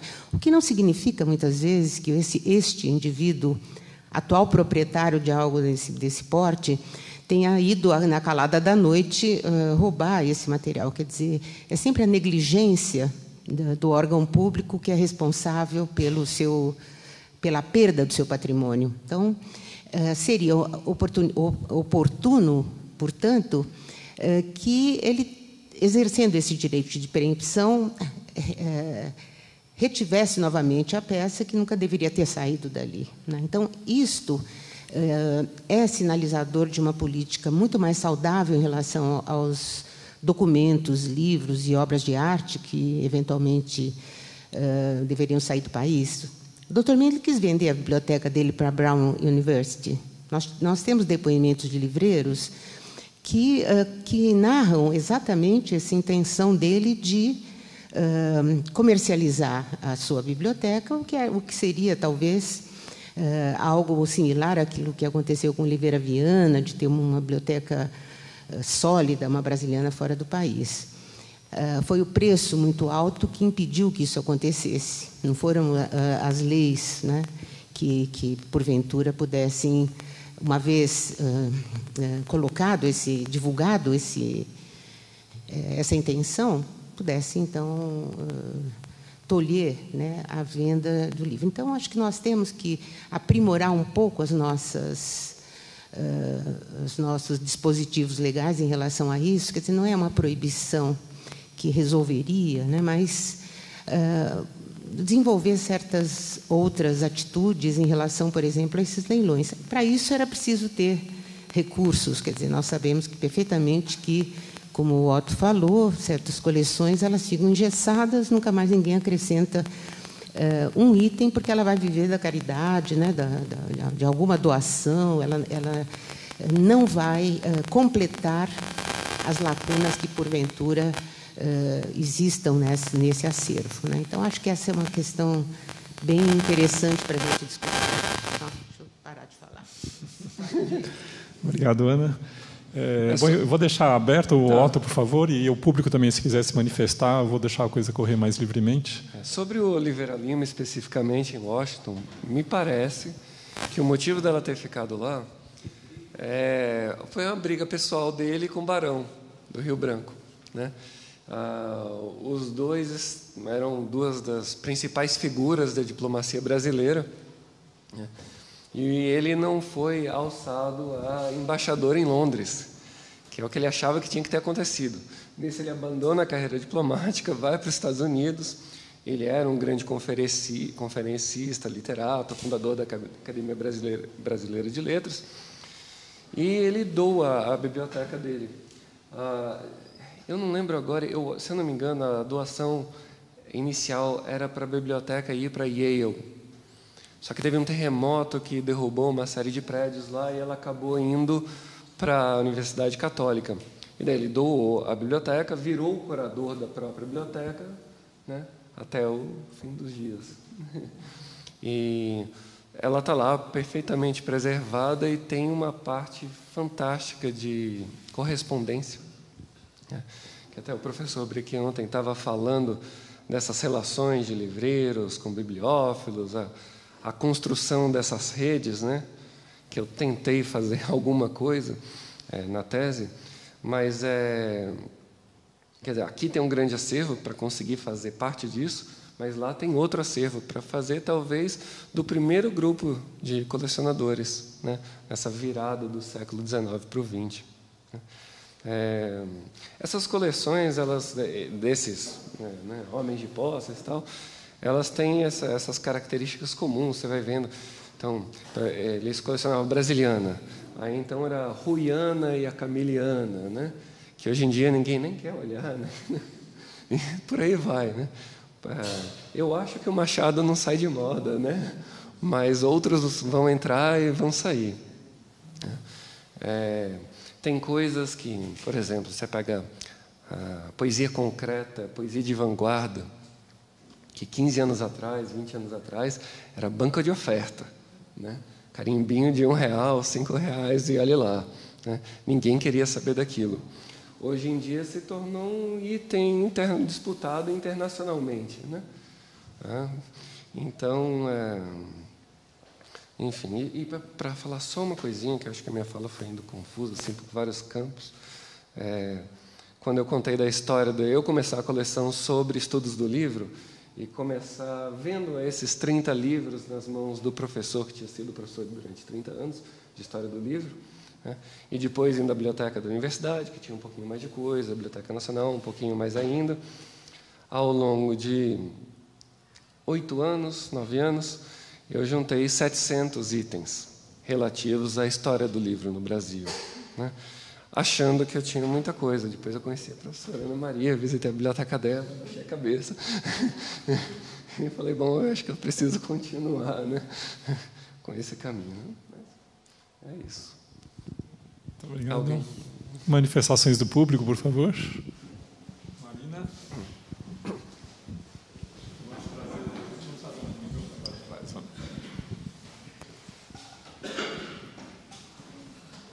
Obrigada. Bom, eu queria muito agradecer a todas essas vossas colocações instigantes, né? Me surgiram duas perguntas, né, de aprofundamento, na verdade, para continuar essa conversa. Queria perguntar para o Otto, mas também para todos, né, se quiserem comentar, né? Uma primeira pergunta que me surgiu é possível traçar um mapa regional dos colecionadores de livros no Brasil? Mapa por regiões? E a segunda pergunta, já vou dizê-la, achei muito bonito, né, quando você conta da tua história, que tudo começou pela experiência da relação com o livro na biblioteca universitária. Alguém dispôs aquilo para você, né? E aí queria te perguntar se, assim, na tua atuação agora, como que você está nesse sentido, que tipo de relação você tem com a universidade? Quer dizer, que tipo de retorno essa experiência também tem na tua atuação atual com relação à universidade, né? Uma das preocupações que nós tivemos aqui no organizar esse evento é justamente essa relação, né? Ontem também foi colocado isso, né? Da coleção, do colecionador com a universidade. Nós estamos aqui numa experiência desse tipo, né? Então, eu queria também te perguntar, você é uma pessoa muito jovem, cheia de entusiasmo, né? Como que você está pensando isso hoje para a tua vida, para a tua atuação, né? Tá, acho que eu vou começar pela segunda parte. Infelizmente, hoje eu não tenho muita relação com a universidade, né? Eu tenho relação com a pesquisa, né, com o estudo. Acho que eu poderia ser aqui o pesquisador independente, aliás, como o Cássio é também, né? Eu tentei ter alguma, tentei bastante, mas foi uma relação de embate, né, na verdade. Quando eu escrevi a tese, um dos capítulos se chamava Descaso com os Livros, né? E era uma história, enfim, de novo, do que eu consegui compilar, de bibliotecas e grandes coleções que, em mãos do poder público, se perderam, né? E o capítulo fechava justamente com a minha instituição, com a Universidade de Brasília, né? Com um problema que foi parar no Ministério Público, né? Eles pediram encarecidamente para eu retirar o capítulo da tese, mas eu não retirei. E daí foi a única coisa que eu publiquei, aliás, depois, foi eu peguei esse capítulo, transformei no artigo e mandei para a revista do IHGB para ter registro disso, né? A Universidade de Brasília, aliás, a biblioteca, né, que é a Biblioteca Central, que é uma biblioteca enorme, né? Tem mais de 1 milhão de volumes, mas completamente engessada, que trabalha mais como uma biblioteca escolar do que como uma biblioteca de pesquisa universitária, está na sua capacidade máxima há décadas, né? E vendo todas as doações que eram feitas, a gente começa a se perguntar o que é feito dos livros, né? Bom, eles eram jogados fora, né? E de formas assim inacreditáveis, né? A gente descobriu que a biblioteca tinha um contrato com uma recicladora de papéis. E se você doasse uma coleção em língua estranha assim, saindo do inglês já fica bem estranho, né? Ela ia direto para a caçamba, né? Então, isso durante anos, provavelmente centenas de milhares de livros, né? Como a história de ontem aqui, né, das bibliotecas aqui, que o Calil disse que foram 400 mil livros, né, para o lixo. Quer dizer, eu imaginaria, eu como colecionador, bibliófilo, maníaco, descobrindo isso, eu ia querer abrir todos os pacotes para descobrir o que estava lá dentro antes de condenar, né? Mesmo que tivesse sido arrancada a folha de rosto e a página 100, né? Mas eu entendo que isso, às vezes, seja uma coisa monumental e que não tenha outra saída, né, no exercício do cargo público. Bom, a nossa biblioteca da universidade, acho que tinha quase 200 funcionários. É algo assim, é muito grande, é muita gente. E, no entanto, não existia esse cuidado com o livro, né? A pessoa colocada nas obras raras tinha 20 e poucos anos, falava português, ponto final. E não é questão de só falar português, é a questão de que você está à frente de uma biblioteca, de uma grande universidade, com campos específicos, né? Você vai ver a biblioteca europeia, americana, qual que é a especialidade? Sei lá, Latinoamérica. Ok, então você tem que, no mínimo, ler muito bem português e espanhol. Do contrário, você não pode estar à frente disso, né? Aqui é o oposto, o inverso. Obras raras, sabe? Aquela coisa empoeirada lá. Não, manda o neófito, né? Deixa ele lá, castigo, bota ele lá dentro, né? Lá fora, não, é o lugar para você botar o bibliotecário pesquisador, né? A pessoa mais qualificada, muitas vezes, está dentro das obras raras, né? Eu ia bater papo com esse menino, eu estudante ainda, né, fazendo doutorado, mas já colecionador, ele recém-formado. E sabe que ele fez mestrado e doutorado e se especializou em obras raras e continua à frente das obras raras? Quer dizer, uma coisa muito bacana, né? Mas aquilo ali é um caso em 1000, né? Infelizmente, não se tem esse cuidado, essa relação... desses documentos que vão parar por aqui, que vão circular, né? Que bom os que acabam nas mãos de livreiros e colecionadores, que acabam circulando e preservados, né? Não digo, claro, que bom para os que sejam desviados pela janela, né? Mas lá no UNB foi doada a coleção particular, o arquivo do Cláudio Santoro. Algum bibliotecário resolveu fazer uma triagem. Eu peguei na lixeira, do lado de fora da biblioteca, uma pilha de cartas de grandes maestros europeus para o Cláudio Santoro, né? Eu nunca vendi, nunca fiz nada, nem me interessa no fundo, mas eu guardei ali, assim, a prova do crime, sabe? Quando você precisa ali torcer um braço, você fala, lembra daquilo, né? E como essas, sabe, existem dezenas de histórias, centenas de histórias, né? O descalabro é fenomenal, basta ver o que aconteceu com o Museu Nacional, né? Aquilo é uma coisa, sabe? Quem é da cultura sentiu aquilo, né? Chorou a perda, né? Aquilo é uma coisa assim, né? Você vê a coleção de arte indígena, etc., era única, né? Não dá para entender, né? Então, claro, o poder público é culpado, os políticos são culpados, mas o público também né? Os pesquisadores também são, os funcionários também são, né? Quando você tem uma centena de funcionários num prédio que todo dia passam e olham, aquele fio desencapado ali vai dar problema, hein? Eu já fiz aqui a 3ª nota pedindo para alguém remediar, consertar, mas não vem ninguém. Não é da minha alçada, lavo as mãos, acabou. Isso não existe, né? Aí você pega uma escada e conserta a coisa. Se vira, faz, né? Não deixa a coisa se desfazer, né? Então, de novo, infelizmente, pessoas que ocupem esses cargos e tenham essa consciência do seu papel, do seu dever de guarda, né? De guarda da memória, né? São poucas, né? Desculpa, eu não lembro qual era a primeira pergunta.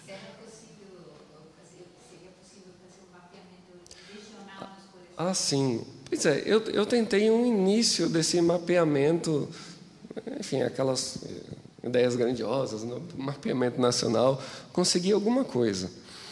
Eu acho que em São Paulo seria, sim, possível, mas possível com pessoas como Cássio, a professora Ana Maria, outros grandes colecionadores, livreiros, né? Se todos se dispusessem, né, a abrir as informações, claro que daria certo, né?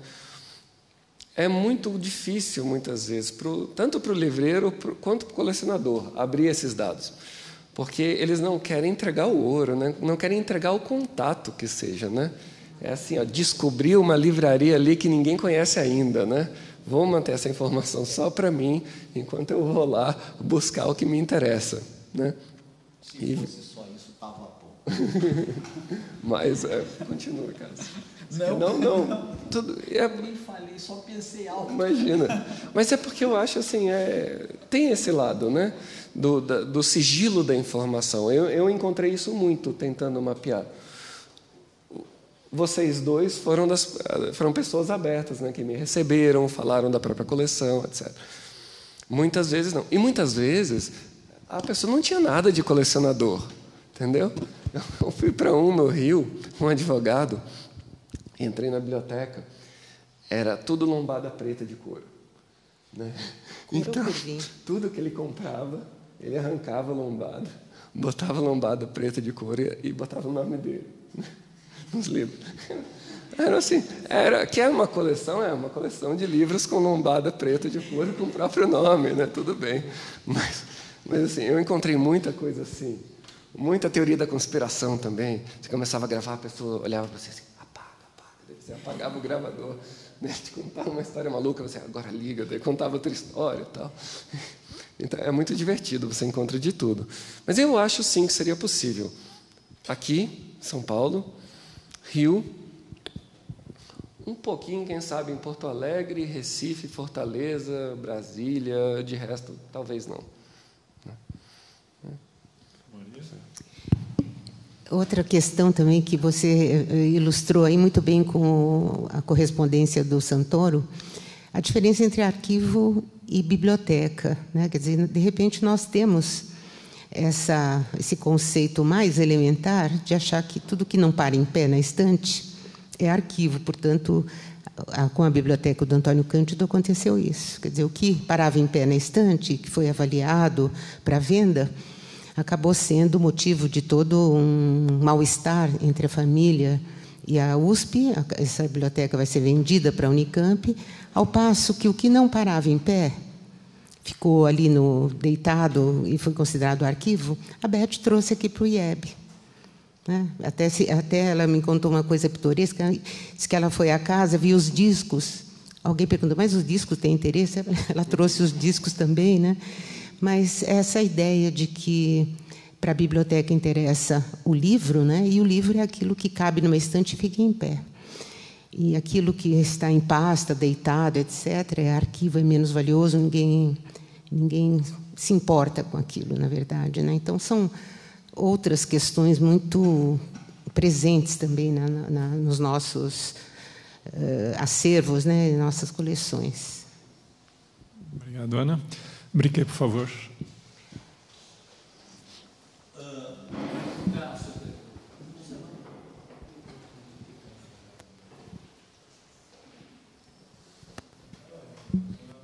Cássio, eu estava no Rio de Janeiro a passeio na época em que o Paulo Geyer, fez a doação do acervo dele para o Museu Imperial. E eu me lembro que, para celebrar isso, foi realizada uma belíssima exposição no Centro Cultural Banco do Brasil, com a edição de um catálogo. A exposição era dedicada à parte iconográfica, digamos assim. Não? Perfeito. E com a edição de um catálogo maravilhoso, do qual eu até consegui alguns exemplares para vender na livraria que eu tinha em Brasília. E até hoje lamento profundamente que o último exemplar eu tive que ceder, não é, à pressão de um cliente e vender para ele. Eu não fiquei com o exemplar. Mas o importante é o seguinte, naquela época, corria no Rio de Janeiro a história de que o Paulo tinha decidido fazer a doação para o Museu Imperial, depois que, numa noite qualquer, ele entreouviu seus filhos, no aposento da casa, confabulando sobre o que seria feito com a coleção. E eles estabeleceram um critério, olha, você fica com isso, eu fico com aquilo, fica com isso. Ele ouviu isso e disse, não vai para ninguém. E tomou a decisão drástica de doar para o Museu Imperial. Imaginava eu, e agora estou vendo que isso não aconteceu, que a coleção tivesse realmente sido transferida para o Museu Imperial, Parece que continua lá na casa dele, na residência dele, não é? Pelo que você disse. E só para terminar, você falou do Cosme Velho. E a coleção da Cecília Meirelles, que estava no Cosme Velho até recentemente, por causa de briga de família? Será que continua lá a coleção da Cecília Meirelles? Você sabe alguma coisa? Eu vou começar pelo fim. Da Cecília Meirelles eu francamente não sei. Do Paulo Gaia, o que eu sei é o seguinte: ele já vinha se indispondo com os filhos porque ele queria que alguém assumisse a direção da Petroquímica União. Aquilo não era brincadeira. Para que os senhores tenham ideia, quando Paulo Gaia morreu em 2004, o polo gás químico do Rio de Janeiro estava avaliado em $1 bilhão. Um terço disso, 333 milhões de dólares, eram da família Gaia. Então, o que eu posso dizer? A coleção Gaia era uma brincadeira de criança perto dessa fortuna toda. O que aconteceu, me parece, pelo que eu ouvi, foi o seguinte: uma das filhas levou o marchand de arte para conhecer a coleção dele. E isso foi a gota d'água. O que ele queria era o seguinte: olha, eu já me indispus com vocês com tudo. Ele ficou doente, a dona Maria Cecília teve que assumir a direção da Petroquímica União, eles se revezaram. Depois da morte dele, eu não sei como é que ficou, porque ela também teve um período de muita doença. Eles devem ter contratado gente capacitada para ficar à frente de um empreendimento desse tamanho. Depois que ele morreu, os filhos dividiram esse patrimônio. Uma parte dos filhos veio para São Paulo e fundou aqui a Quator. E parece que por um problema técnico de resfriamento de máquinas que não podiam ser resfriadas, a Quator teve problemas econômicos seríssimos e estava na beira da falência e foi engolida pela Braskem. Enquanto os filhos do Rio de Janeiro continuam tocando indústrias, eu não sei em que pé que está isso. Mas o problema não era como se fosse uma divisão do butim, a coleção. A coleção valia muito, é claro, mas valia muito pouco perto da fortuna da família. O problema não estava aí, não.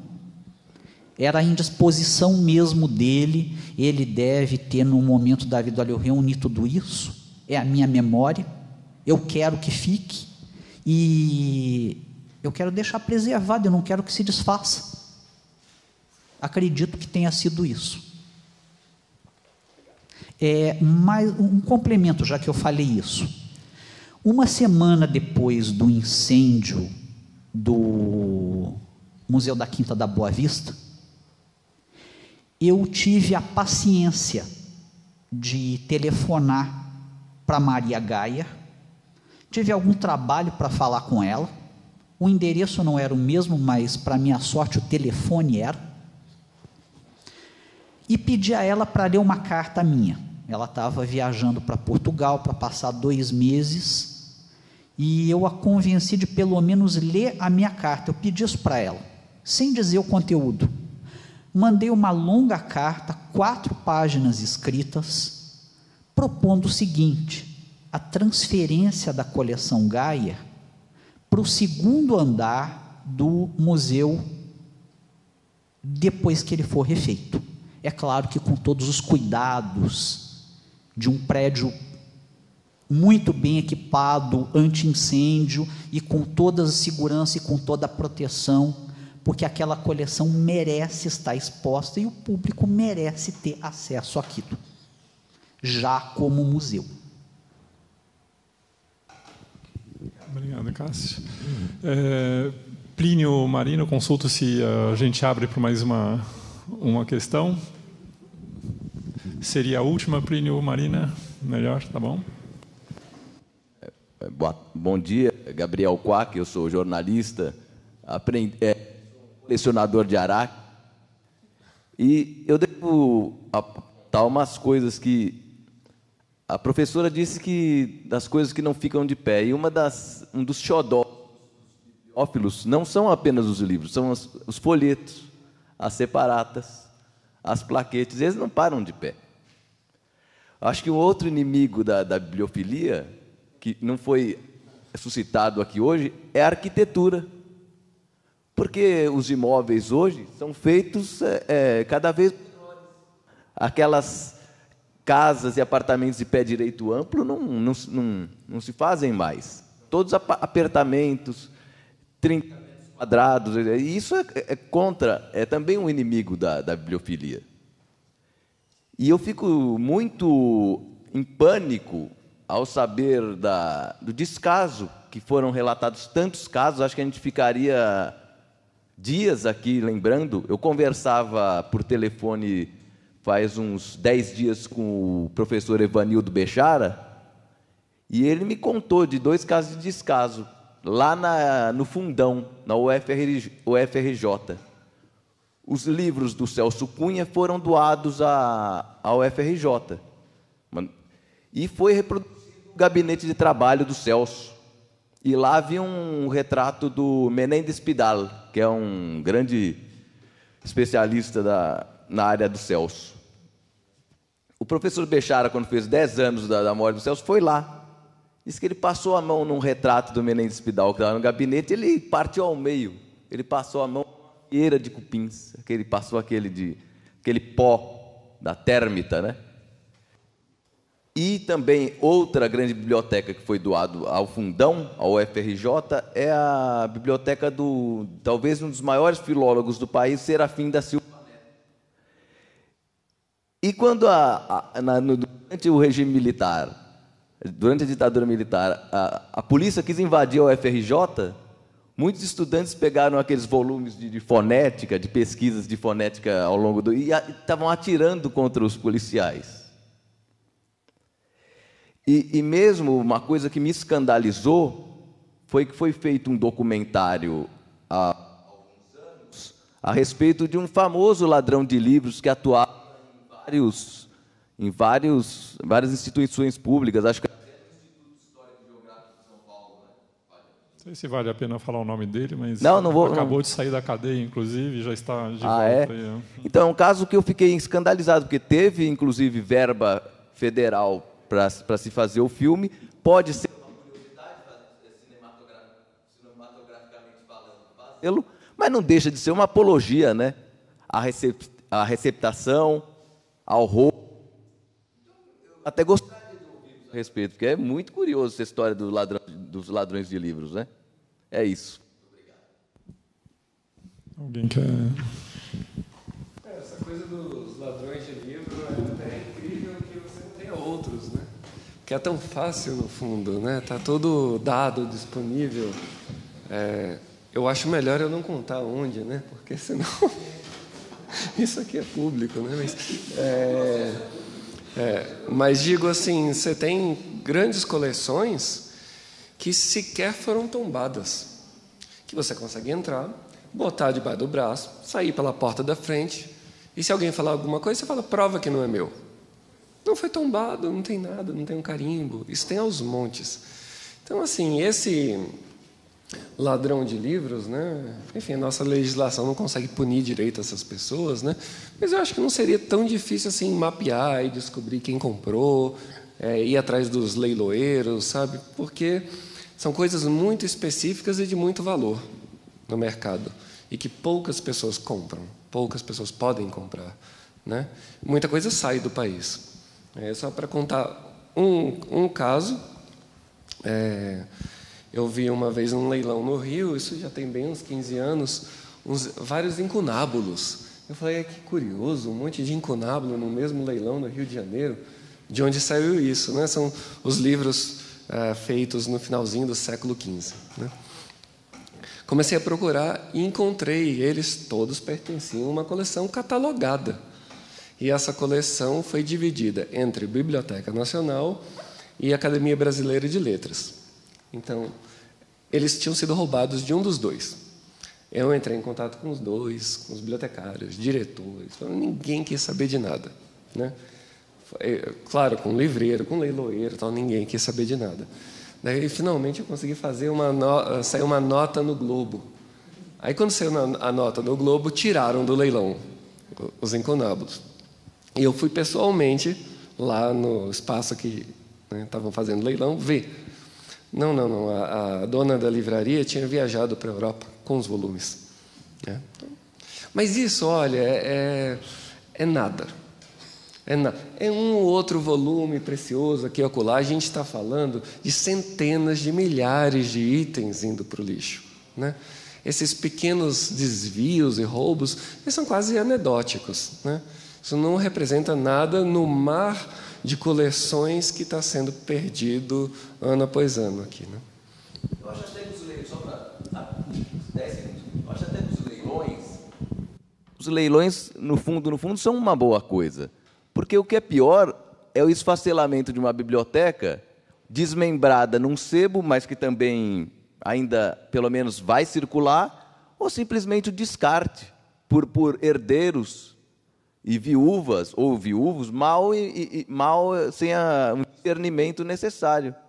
Acho triste, já soube de casos se eu citar alguns nomes aqui, vocês vão ficar de queixo caído, porque jogaram no lixo. Eu li um trabalho outro dia na internet, eu acho que você deve estar a par, da biblioteca que foi doada para a UNB, do Eudoro de Souza, que também houve descarte também, não é? Sim. Então. Muito obrigado. Bom, eu vou começar a encerrar, então, fazer um rapidíssimo comentário apenas. Desculpe, é quase uma brincadeira, mas a Ana Maria me fez muito rir agora há pouco, fazendo uma parte aqui ao meu lado, num momento da fala do Otto, dizendo que isso aqui não era uma reunião da Associação dos Bibliófilos Anônimos, como se fosse a dos Alcoólatras Anônimos. Porque o comentário, qual que é o sentido? Na verdade, eu queria resgatar apenas no final, apesar de ter passado por questões institucionais que são fundamentais, mas há uma relação que era proposta também por essa mesa e que acho que ficou bastante evidente entre a motivação pessoal, individual de um colecionador e a relação com as instituições. Aliás, isso voltou depois na pergunta da Marina Massimi, O que eu estava lembrando aqui, meu momento de estudante aqui no Departamento de História, onde eu fiz um curso com o professor Ulpiano Toledo Bezerra de Menezes sobre cultura material. E a gente leu e discutiu um livro que eu imagino que talvez vocês conheçam, do Jean Baudrillard, chamado O Sistema dos Objetos. E na parte sobre colecionismo, ele explica o impulso do colecionador como um trauma quando a criança é um bebê ainda, no momento em que o bebê está aprendendo a reter as suas fezes. E esse impulso de reter, depois aquilo fica se reproduzindo neuroticamente o resto da vida, na expressão do colecionismo. Mas, enfim, apenas um comentário que eu estou querendo fazer, porque me parece que a gente, pelo que eu vi hoje aqui, não é um problema tão grave como quis apontar o Jean Baudrillard. Afinal de contas, vejam, o Mindlin, uma biblioteca indisciplinada. Ontem a Elisa Nazarian falou que ele é um bagunceiro. O que se expressa, eu fui confirmar depois com ela, conversando sobre o arquivo, que ele disse que aquilo é uma bagunça mesmo. A Ana Maria, que falou em desgovernado e ter cedido o exemplar único do almanaque que poderia ter guardado.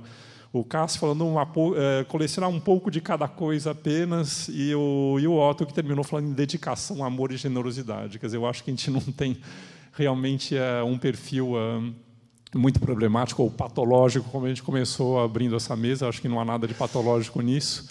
E aí o comentário que eu queria fazer, na verdade, é porque eu, como diretor da biblioteca, aproveitando a facilidade do digital, a minha intenção, que eu estou tentando construir, mas não é fácil porque as instituições têm um comportamento, às vezes, pessoal e individual também, é aproveitar a facilidade do digital para construir uma brasiliana, a tal da brasiliana completa, associando instituições.